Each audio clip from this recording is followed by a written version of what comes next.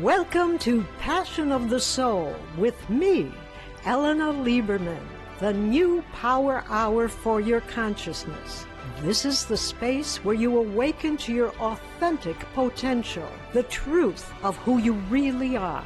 Here, we open the mind and heart and tune into the essence of the soul, the force that fuels your entire being and invites miracles into your life. Each episode inspires you to respond to the layers of potential within you and bring your unique legacy into the world.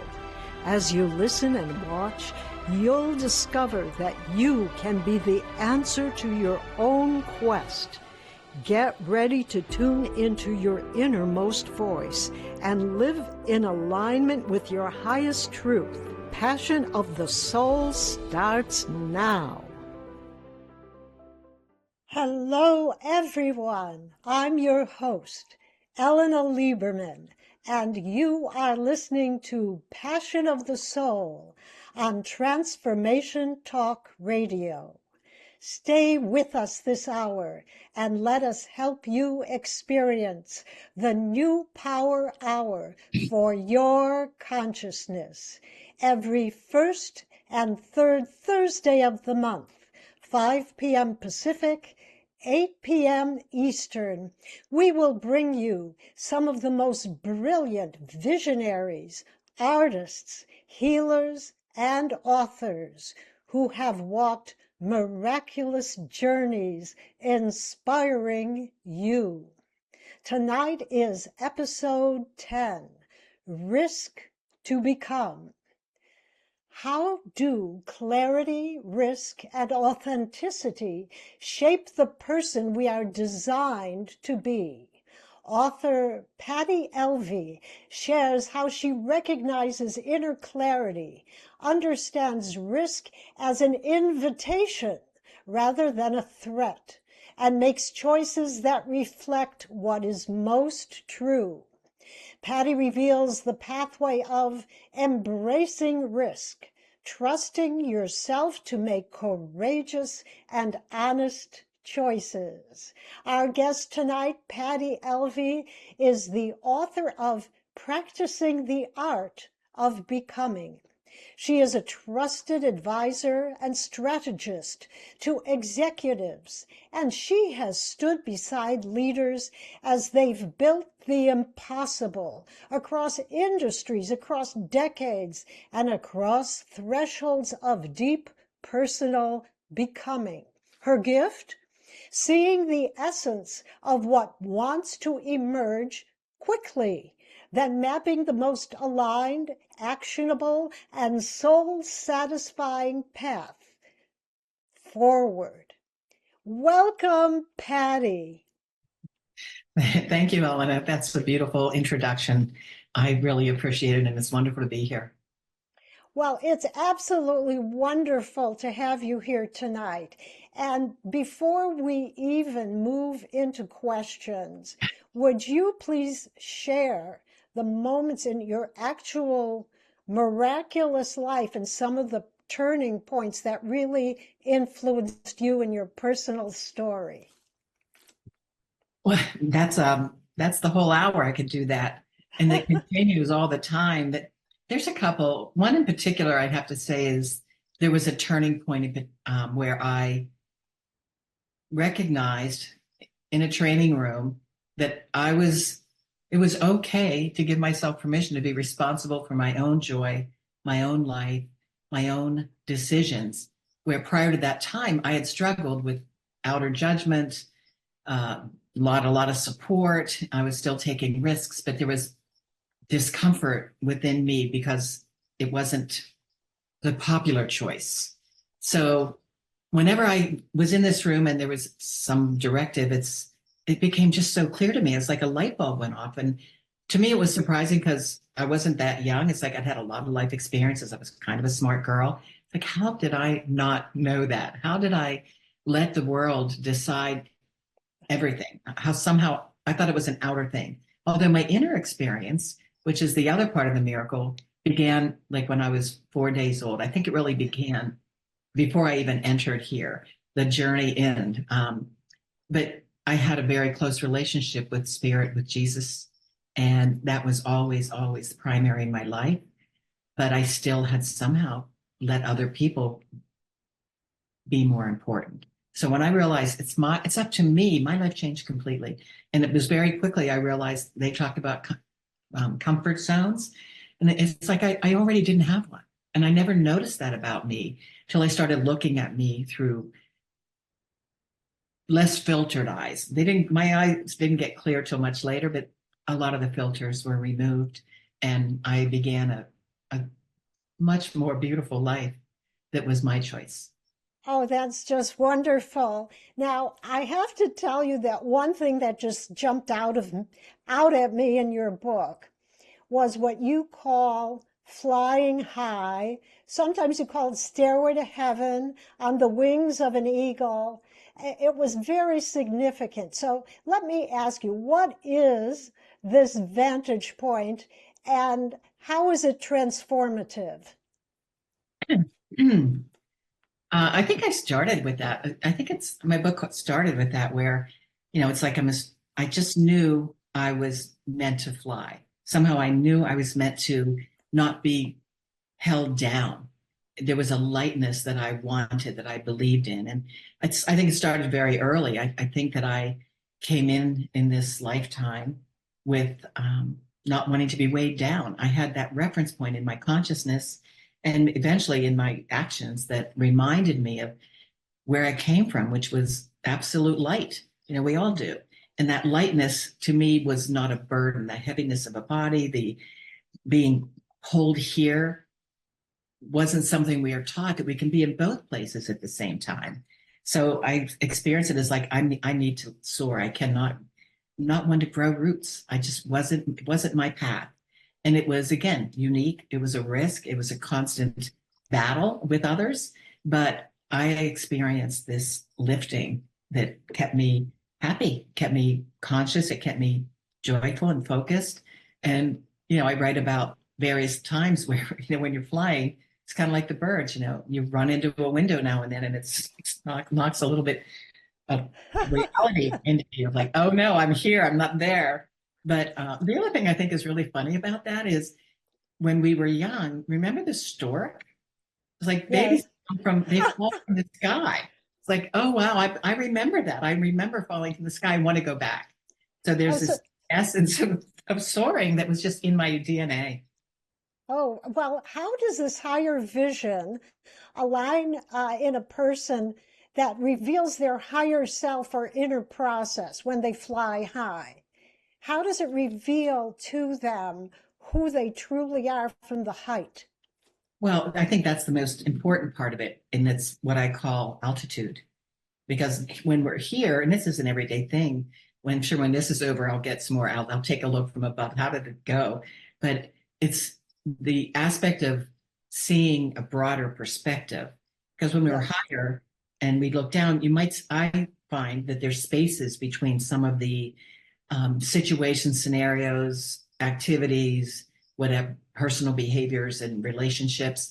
Suddenly there's a little space, so it makes more sense to view them from above, view them with altitude. And also, I think when I'm flying, I have to pay attention to flying. I'm observing, but I'm not getting into all the things that I would normally if I was sitting in a chair.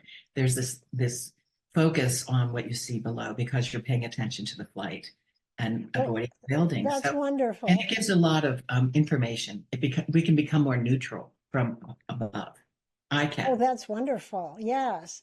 Yes. And, you don't come out and say higher self or anything like that. You completely own it as your total self. That's what's Yes. so interesting about it. Yeah. Now, you also talk about clarity as something that can change the direction of a person's life. What does true clarity actually feel like when someone discovers it? I don't, I know how it is for me, and I believe we all have our own version of that. But the most important thing is to know there is a version of that and discover a pathway to it, get support, get conversations with other people that talk about those things. But it's an inner clarity. It's not an outer clarity. It's not something written on a blackboard or even written in a book. I think each person's clarity relates to their relationship with themselves, their willingness to learn about themselves, to understand what they want that aren't broad. It's like, oh, I want to be rich. Like, what does that mean? Right. What's that going to bring you? So maybe what it is, you don't want to be rich, but you want to have an experience that somehow you relate to rich, but maybe it's just simply joy. So Yes. there's ways of finding that clarity that become a stepping stone in your own life. And it's part of the art, Yes. Yes.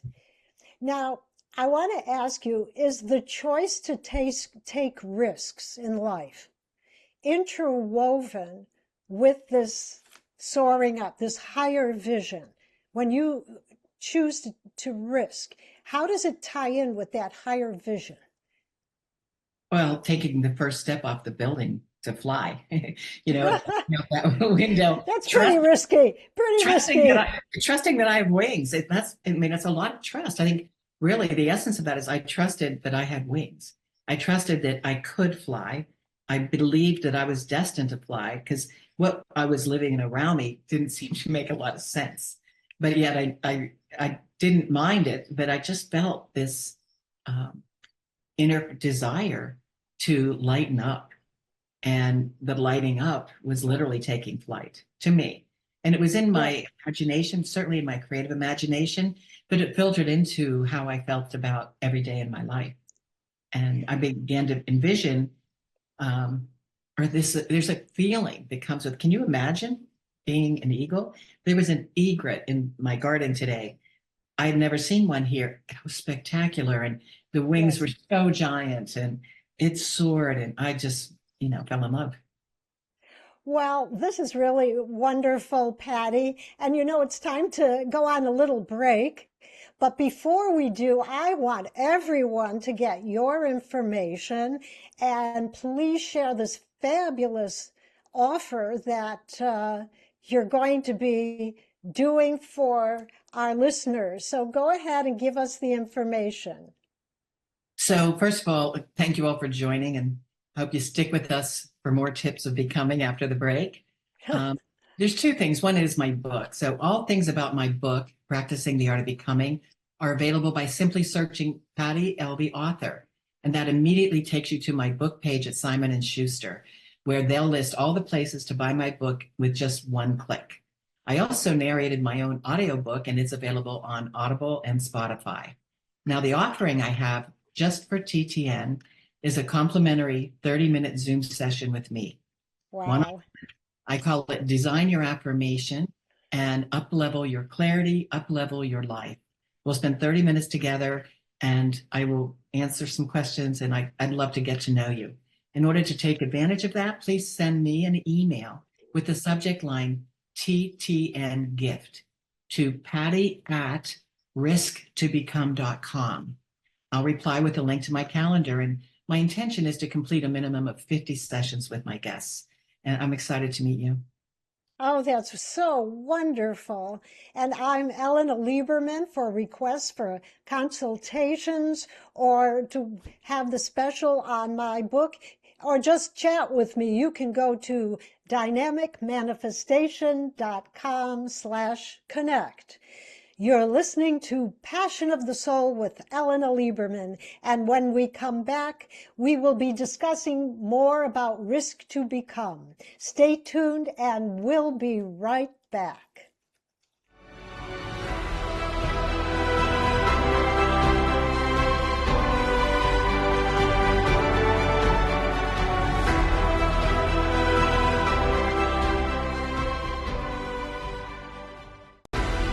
Looking for inspiration that awakens your soul? Join me, Ellena, on Passion of the Soul every first and third Thursday, 5 p.m. Pacific, on Transformation Talk Radio. I interview brilliant creators, artists, healers, and visionaries.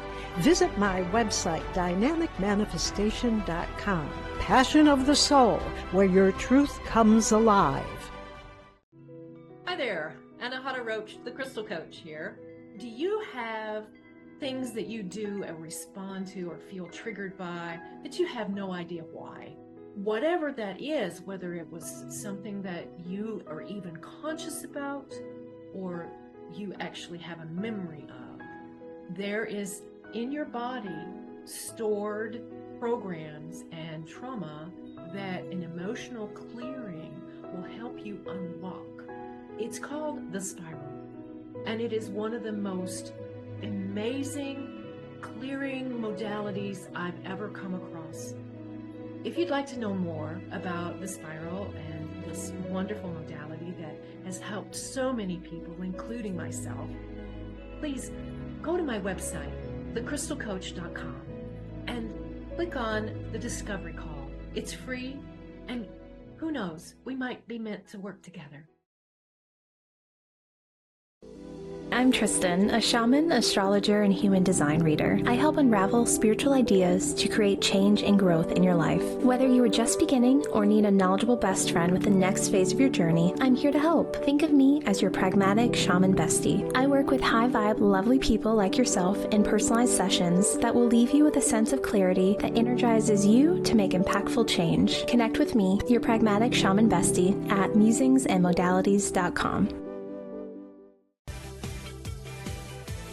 Vicki Todd is a memoir artist and sculptor whose female nude figures have been featured in juried group and solo shows in New Mexico and beyond. She is also a playwright and performed a one-woman show called Shine Happy Shine, and recently wrote a second play, Does This Make Me Delusional?, which she hopes will hit the stage in the near future. You can view Vicki's artwork and one-woman show at vickiworldart.com. That's vickiworldart.com.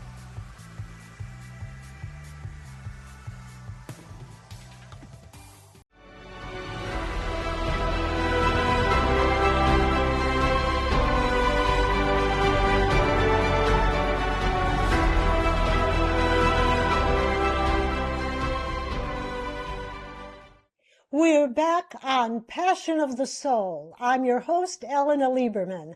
My guest tonight is Patty Elvey, author of Practicing the Art of Becoming. And Patty, I just want to ask you this question. You have worked with some very famous people, and did you consider them a risk to work with them, or were they kind of risky business? You can name some of them, and how did that go? What was the risk, or did you feel you were taking a risk? I have this, code of my life, which is, what do? I do whatever it takes. And each of these opportunities were presented to me. I wasn't looking for jobs. I almost never looked for a job in my whole life. Someone would come to me, hear of me, offer me something. And these, were some exciting people. They're on my LinkedIn. I'm not going to mention them here, but they're on my LinkedIn. I want to honor them. I can mention George, George Carlin. That was a very special situation. And again, they came to me through unusual spirit-directed situations. And because of that, I don't consider it a risk. I think partly because of my trust and faith. And when something comes to me, it's coming to me on purpose. I have this unyielding trust that my life is designed by spirit. And so I don't want to question it.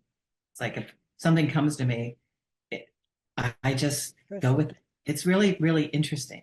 But I've never regretted it. I've never looked back. Some things were harder than others. Some things I could have done better, for sure. But I have a lot of joy when I realize saying yes has always brought me amazing lessons, amazing opportunities, amazing chances to become more authentic, to take risks. But I hardly ever think of them as risks, oddly enough. Wonderful. Well, you direct people towards a deeper relationship with risk. So how do you actually define risk in a way that goes beyond danger or fear, like that invitation idea? How do you actually define risk for these people so they're not viewing it fearfully? Yeah. Well, first of all, I don't define it, they do. So it becomes a conversation where it could be that a risk for them is as simple as learning to drive, or as simple as making their first meal for their in-laws. I mean, there's all kinds of risks. And then there's risk to start a company, to go for it, to, trust the process to do a startup. I mean, Ariana Huffington, for instance, she had a global vision. When I started with her, she had a blog, a single blog, and built a multi-million-dollar company in a very short time. Powerful stuff. So for me, because I've seen it done, I know it can be done. But when I work with a lot of the ordinary people in the world that haven't done that and don't have that giant vision, everybody has something that they'd like, and something's keeping them from it. And maybe it's starting with defining what's the first most important thing. What about this step? It's breaking it down to where you don't have to learn how to jump off the high dive just because you want to learn to swim. That kind of is, for instance. Yes. Get you to put your toe in the water first. Buy a pretty bathing suit, then you'll want to go to the pool. There's all kinds of ways to start things out. Now, how does someone know whether a risk is reckless or whether it's actually an invitation to be more authentic? We think, oh, he's reckless. Oh, he's taking risks, gambling. Yeah, well, yeah, well, I think part of the reckless is not what other people think it is. It's what they think it is. That's a very big portion of it, because most people think my life was probably pretty risky from a long time ago. And so that's the first thing. What is to that person? And then also are you willing to do this risky thing and have no regrets if it doesn't go your way? Or are you willing to do it and do whatever it takes to keep achieving and moving in the direction of that goal, that risk? And risks aren't meant to be self-sabotaging. Like, I'm going to, swim across the English Channel, but, I've never been in a pool. So there's all kinds of ways to monitor and to allow the risk to be not only manifested, but also renegotiating is part of it too. It's like, I thought that's what I wanted. I thought I had what it takes. Okay, it's all right if you say, nah, let's do this other thing. Yes. So how do people actually recognize where they have a fear of risk and it's limiting them? What are some examples of that kind of thing? They may not even know that they're afraid to take risks and they're limited. I think the first thing is to ask people, what do you want? That's where it has to start. So that's my first question when I work with people. It's like, so what do you want? And that becomes a conversation that we find out what it is with clarity, because a lot of people, again, big picture versus little picture versus truth versus details, clarity. But then also, it's a matter of defining little steps that can you get there? Is it possible? What are your limitations? Why haven't you done it yet? How long do you want to take to get it? And to me, none of it, honestly, I don't feel any of it is risk.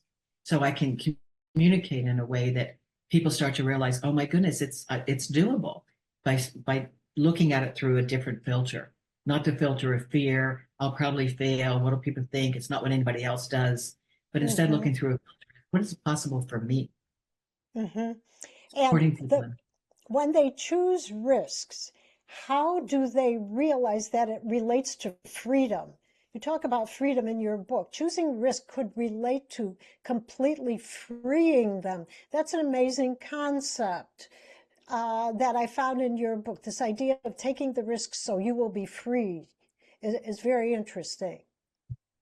And well, I think that freedom, by not taking risks or not having what you want or not going for what you want, those limitations can be ball and chain.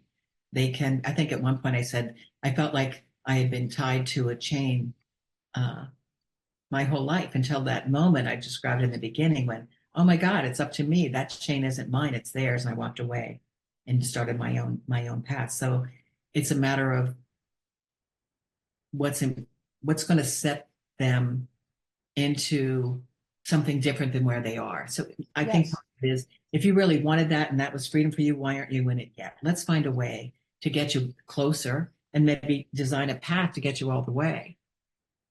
Yes. And here's an interesting thing. Taking a risk bring deeper peace and inner direction to your life, and how? How does the risk actually lead to peace? I'd say by dissecting it, by checking it out. Did that work for me? Oh my goodness, that didn't feel good. I don't want to do it again. So it's a learning, like using everything for our learning, advancement, upliftment, our direction, which leads to freedom. If freedom is something we want or somebody wants, how can they have that? And sometimes it's not what they think it will be that gets them to the freedom. It could be a very simple mind pattern, way of thinking about themselves, giving up judgments of others, a lot of subtle things of way of being, like discovering your authentic being, embracing risk and discovering your authentic being are very tied together. The risk could be let go of things and patterns that I've had, things I've judged about others, judged about myself, forgiving just whatever might be in the way of getting to this core that's our authentic nature, the way we were designed uniquely to be. We were never all designed to be the same, but we all started the same. Yes, absolutely. And sometimes people actually see a very large, well, they don't see the higher and larger picture. It's very risky, and they see parts of it and think that's the whole pursuit. Yeah. Instead of really giving over and saying, no, that's just one phase of a very large picture. But they don't, as you're saying, they don't always have to take the full risk, so to speak. Absolutely. They can see, if they know it's leading them to something greater, usually people see it through a smaller facet instead of looking at the potential of it, the hugeness, the magnificence of it, because they see that as too risky. Yeah. It can't be, or they couldn't possibly do it. I think they judge failure. It's like, it doesn't matter if you fail it. That you can take I had no idea to be able to work with Josh or Ariana or George. No idea. But I showed up, and it's like, okay, if it doesn't work out, I'll find something else will come up. But that's the freedom of saying, like, we don't have to complete something we started if it's not the right thing for us. That's freeing. To me, that's incredible freedom. And yet It's not common. It is not common. Yes. Well, we're going to take a break. I'm Ellena Lieberman, and you're listening to Passion of the Soul. Stay tuned, and we'll be right back.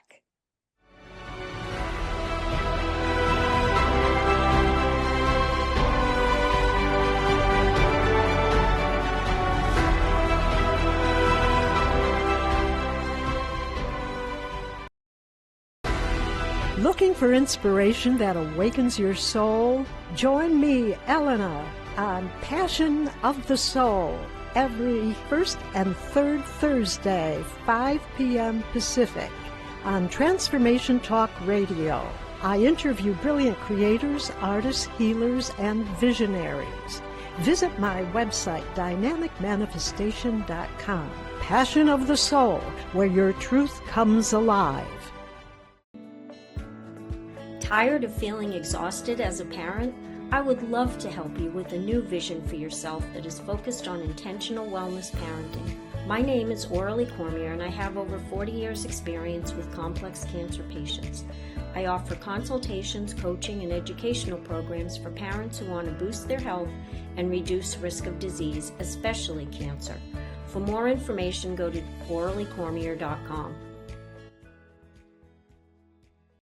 Hey everybody, oh my goodness, we have got talk radio for all of it. Really, thank you for blazing the trail for women in talk radio and just being such an inspiration to me and so many other people. What you're doing is so awesome, and without people like you there to really step out of the box and go for it, I don't know if someone like me would have ever ended up here, but I'm so happy to be here, and I just want to thank you for everything you're doing. You're one of my major inspirations.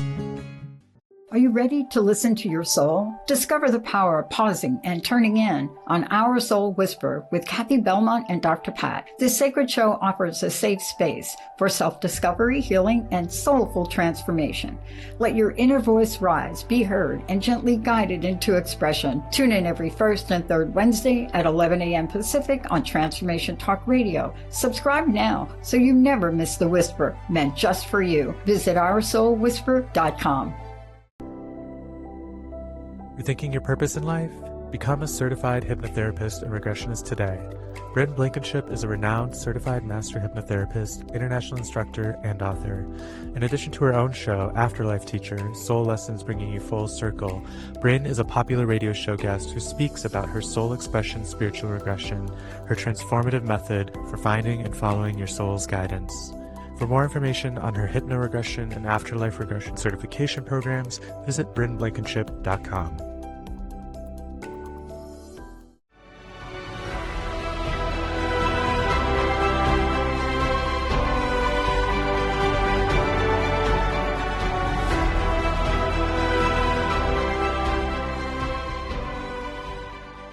We're back on Passion of the Soul with Patty Elvey as our guest. And Patty, please share your special offer and your contact information with our listeners. Sure. Yes. Excuse me. So first of all, thank you all for joining and sticking with us for more tips. All things about my book, Practicing the Art of Becoming, are available by simply searching Patty Elvey Author. And that immediately takes you to my book page at Simon & Schuster, where they'll list all the places to buy my book with just one click. I also narrated my audiobook, and it's available on Audible and Spotify. And I have an offering for just TTN, a complimentary 30-minute Zoom session with me. Design your affirmation, up-level your clarity, up-level your life. And I'm very excited about that, by the way. So to partake, please send me an email with the subject line TTN Gift. The email address is Patty, Patty, at risktobecome.com. I'll reply with a link to my calendar, and my intention is to complete a minimum of 50 sessions with guests, and I'm very excited to meet you. Well, that's just great. What an offer, Patty. Now, I want to tell you about something in the book that really was distinctive. There are two extraordinary, unique, what I call explorations in your book. One is about lying, how lying is viewed, and the other is about how anger is handled, which is very unique as to the way you examine it in your book. So what were your most valuable insights, Patty, about lying, and why it's done and where it leads to? And if you would share a very dramatic, poignant experience you had in childhood with your father when you were driving with him. Sure. So, these are my experiences, so this is how I process things. But I was a little girl, of course, went to church and believed in the commandments and always wanted to be good. And I was I was going to my doctor 300 miles away with my father for the day, driving both ways. And I was 8 years old, and he didn't usually take me, but I noticed when he got on the road, it was a different way. And he made a stop. He called it was a work stop. And bottom line is he was visiting a woman, not my mom, no relation. It wasn't a cousin or something. He was visiting a woman in the store, and told me to sit in his car and not move. And he was just going to drop off a few loaves of bread. He was a bread man. So, he was in there for 45 minutes.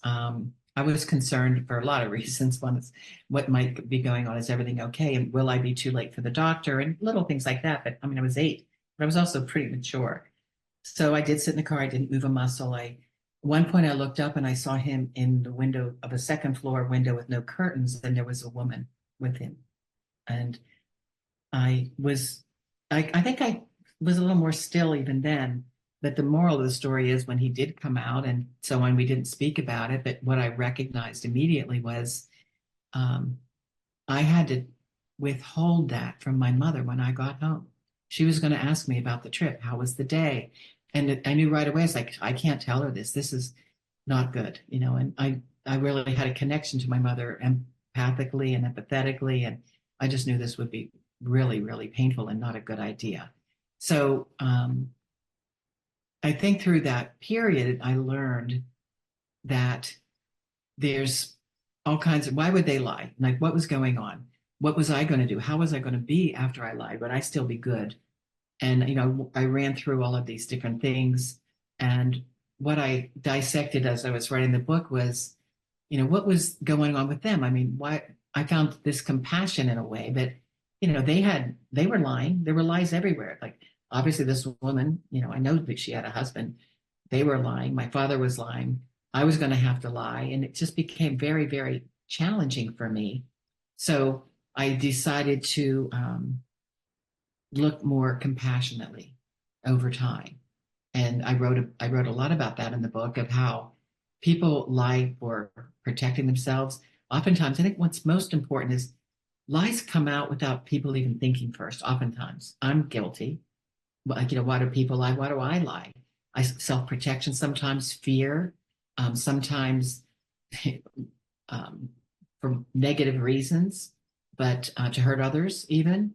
But the fact that people do lie is something that can't be taken back. So what I've learned and what I've shared is, if there is a lie, the next thing has to be, now what do? You can't take it back. You can't erase it. How do you correct that if that becomes the next way to get to freedom? It's like, okay, there's a lie. My choice is I want to get to freedom. So I did learn basically to find the compassion for my father, for this woman. I realized something interesting much after I wrote the book, because I told that story. And one thing that I knew was this weird thing about my father being in the window. That never made sense to me. And so, much to my surprise, I've recently recognized that I think he was actually looking out to see if I was okay. Was I still there? Was I still in the car? And that just, again, was another little thing. It's like, how that was a kindness in spite of the mess, in spite of what was going on there. He did have a loving moment. But what it affected me a lot was I felt very disturbed that these people devalued me. They didn't respect me enough. I was irrelevant, and they just made a lie of it and let it go. But I think in the big picture, I talk a lot about deception, withholding, omission. They're all ways of lying, and they can all be more truthful, more honest, period. And there was somebody that did an interview with me, and he said something so profound, it made me think it was worth writing the book. He said two things. He said, nobody has to read past chapter 2. He said, you should have put that in the end of the book. It was so, but he told me that he'd been married 50 years, and he and his wife were both there in the interview room. And he said, I realized, he said, I read that chapter pretty many times, and I went to my wife and we committed our vows to be more honest with each other. Because he said, I realized over the years how those little things sort of creeped in, but the bottom line was it was not honest. And he said that they are doing really, really happily with this new adjustment. To me, that was just extraordinary. Yes. So there seems to be a lot of juice to that chapter. Yes, it's very powerful. Everybody I've talked to, it was powerful for me to write. And I read it. I can't explain it. Listen to it, get the book. There's a lot in there that leads to freedom. Again, my thing is freedom. Yeah. There is something between honesty and freedom that's a very beautiful relationship. So. Yes, absolutely. Now, I want to just move into the second tremendous narration you have in your book, which is confronting, I'll call it the dragon of anger. And what was that experience like? And how did it make such a deep impression in your being? I mean, it was the dragon in your room, and it was amazing.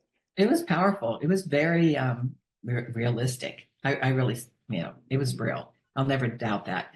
But my one of the flaws of me at the time, because I think I was, I might have been 40 years old, 35, but one of the flaws was in my very young age, anger, just like lying, was really hard for me to make sense of. And it didn't look good. It didn't sound good. It usually sounded loud and rageful. People cried. There was a lot of pain around anger. And so, and a lot of rage. I mean, it just was powerful. And I said, I don't want any part of this ever. I never want to have that in my life. I never want to be like that.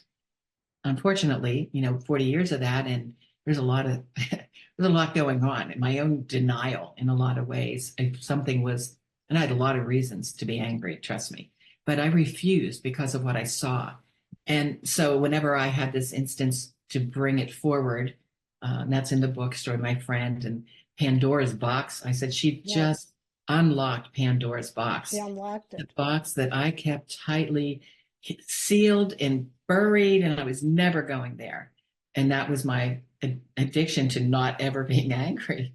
So whenever I was really confronted, just casually and with a friend, but for me, it was a confrontation with a memory that I had that I seemed to make it okay that I wasn't angry, and that nobody else was either. There was something I did that was really a disillusionment.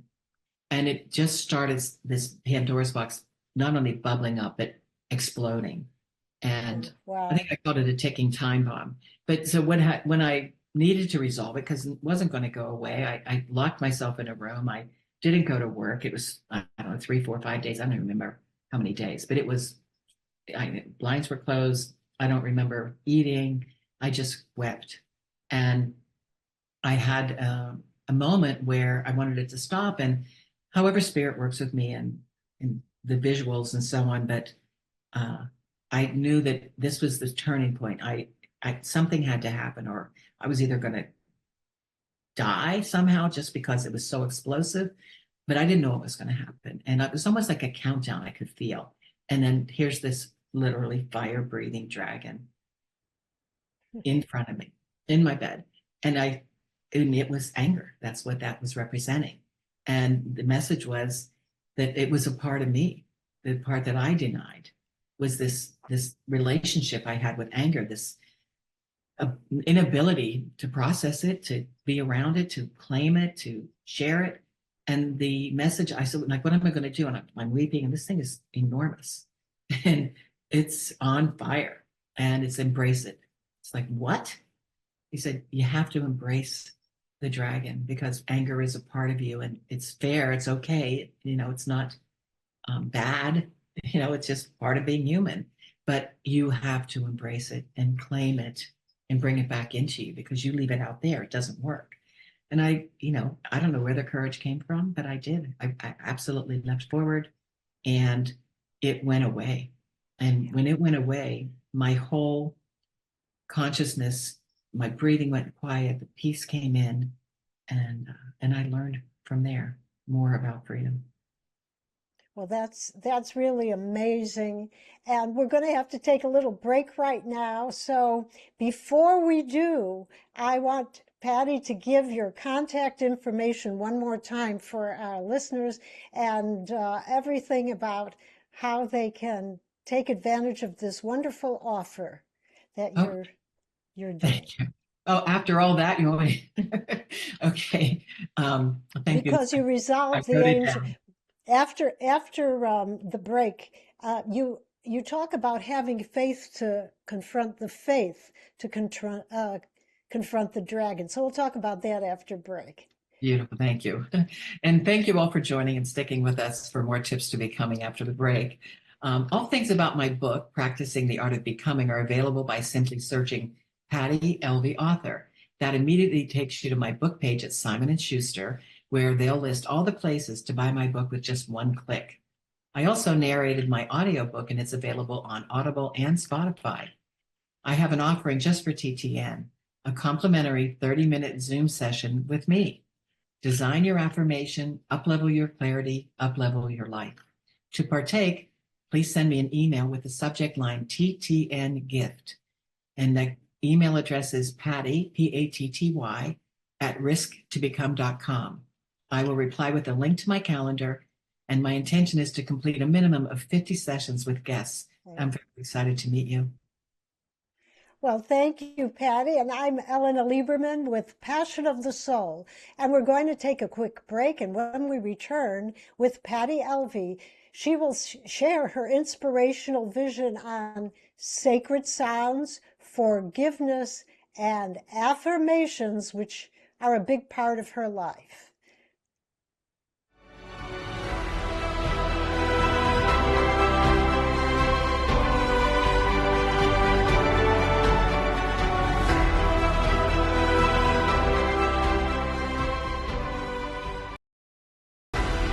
Looking for inspiration that awakens your soul? Join me, Ellena, on Passion of the Soul every first and third Thursday, 5 p.m. Pacific, on Transformation Talk Radio.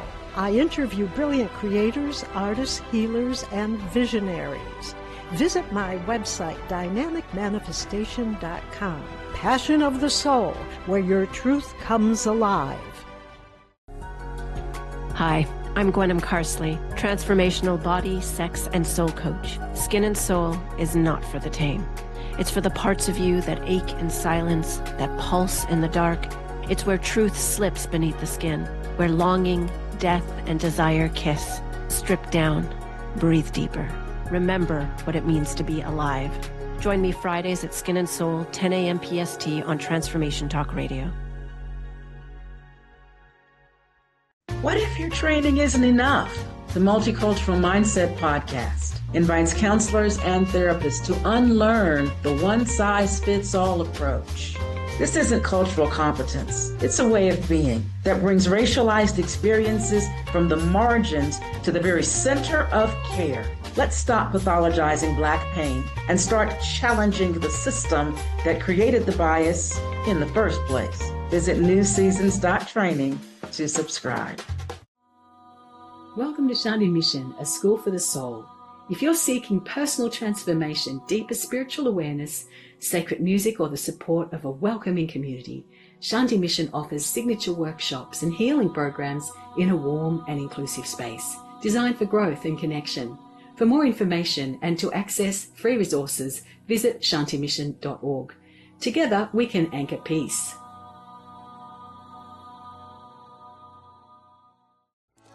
Festa della Donna with Esther Graham honors all women far beyond a single day of celebration. Regardless of your race, gender, sexual orientation, or religion, Esther helps you rise to your full potential to live fully in God's plan and to do what you were divinely created to do. Festa della Donna offers programs that help you fulfill your dreams and desires. For more information and to get your free copy of the Festa della Donna Retreat Self-Care Guide, visit fdbwomen.com.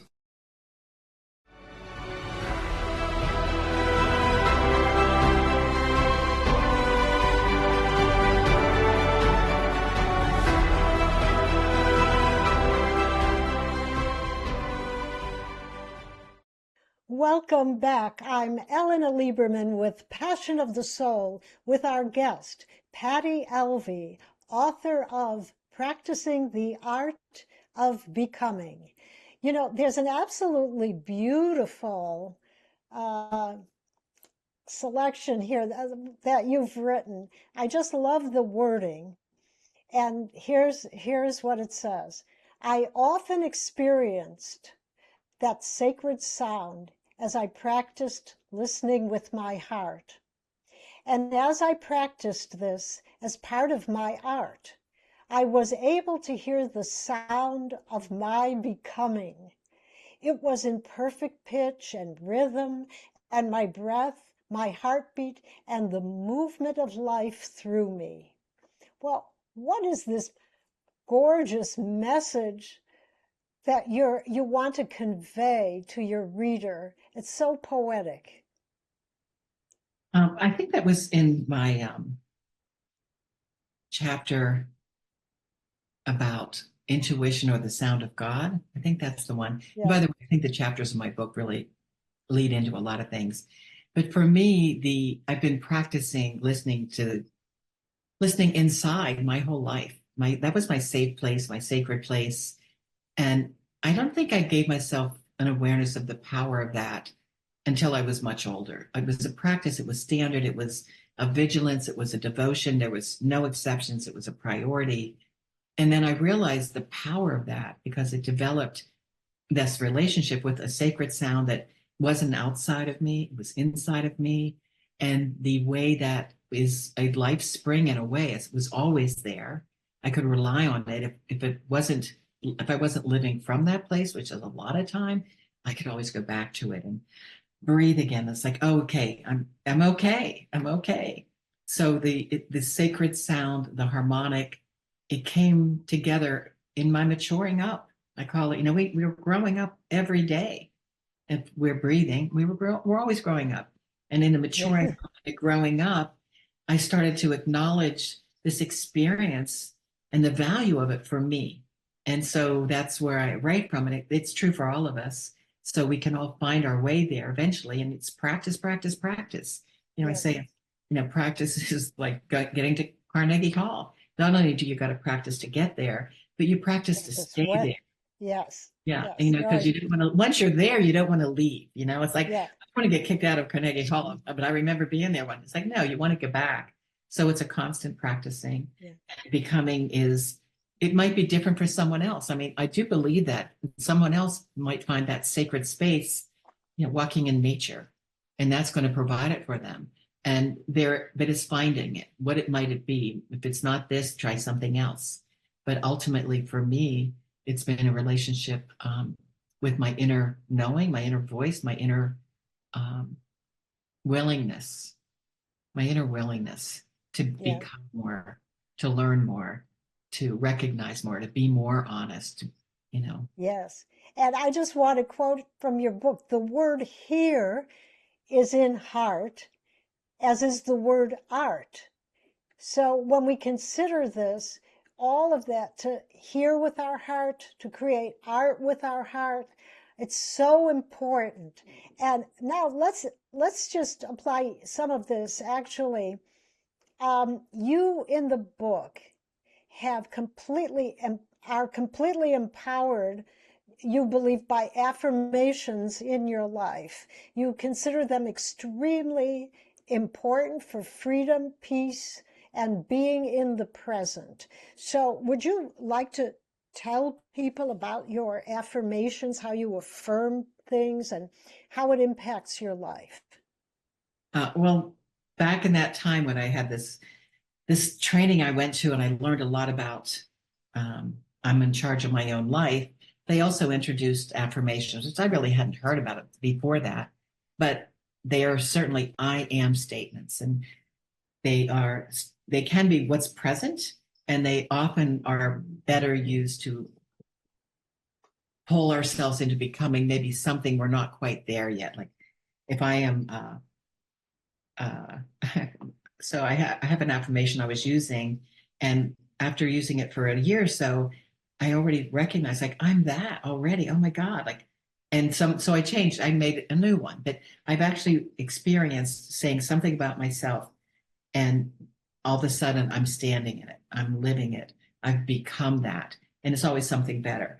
But one of the things about me is my I am statement was so hard for me the first time around, because most of my messages to myself were negative. I'm not worthy, I'm not wanted, I'm unlovable. I was nothing positive. But when they told us about affirmations, they have ing words, they begin with I am, they maybe have some action item, and I was paralyzed. I couldn't think of anything except I'm alive. But that's, if you start where you start, and I've come from I am alive to becoming just committed to multiple affirmations all the time. There's like 10 in my phone all the time. And they help me. They come up as a reminder. And it's like, that's right. I was kind of feeling a little down. I'm glad that came up, because it reminds me of something greater, something more truthful that I've designed for myself that's on. And it sort of vibrates with that place in my heart, that sound. It sort of vibrates harmonically with that. And so it becomes, and you have to say it a lot, like in the beginning, 100 times a day for 33 days, because 33 days is is the time frame where educationally it's proven that behavior changes. So it becomes anchored in a way. So after that, you use it as often as you can. But they're powerful statements designed by ourselves to support us in our everyday lives. And I just want to bring out how frequently you show gratitude, even in this 1 hour. That in itself is like an affirmation. So it's absolutely beautiful to be grateful for every breath, for everything around you. So is there a closing message, Patty, that you would like to leave our listeners with? I think there's several things. Thank you to everybody. Thank you for the program. Thank you for you. And I signed my books. I kind of got excited once my books went off to the printer, and I didn't know how to sign them. And so Spirit sort of literally gave me this little message. It's be you with love, always. And that's how I sign my books. And that's what I'd like to leave the viewers with today. And I want to say that I recommend Ellena's book. I love it. Oh, thank you. It's about dynamic manifestation. It's like, I want more of that every day. And you share everything we need. But so I just love being with you all, and blessings to each of us with loving. Thank you so much. And I like to add in a few lines from my book. So praise and gratitude are two of the most exhilarating transformational forces that shift energy and consciousness. Dense levels of thought are completely dropped during the focus of this state of mind, and affirmations, incidentally. Energy and fullness flood the heart with positive direction. Well, thank you, Patty, for sharing your courageous and brilliant life with us tonight. Would you quickly want to review? We have a few minutes. Quickly review your information. Okay. I got to read it. So sorry. That's okay. All things about my book, Practicing the Art of Becoming, are available by simply searching Patty Elvey author. And that immediately takes you to my book page at Simon & Schuster, where they will list all the places to buy my book with just one click. And I want to say this is global. It's not just domestically. So you can buy my book anywhere in the world. I also narrated my audiobook, and it's available on Audible and Spotify. I have an offering just for TTN, a complimentary 30-minute Zoom session with me. Design your affirmation, up-level your clarity, and up-level your life. Wow. Partake, please send me an email with the subject line TTN gift to Patty, Patty, at risktobecome.com. I'll reply with a link to my calendar. My intention is to complete a minimum of 50 sessions with guests. That's great. I had a wonderful time, Patty, with you, and I want to thank you so much for being on the show.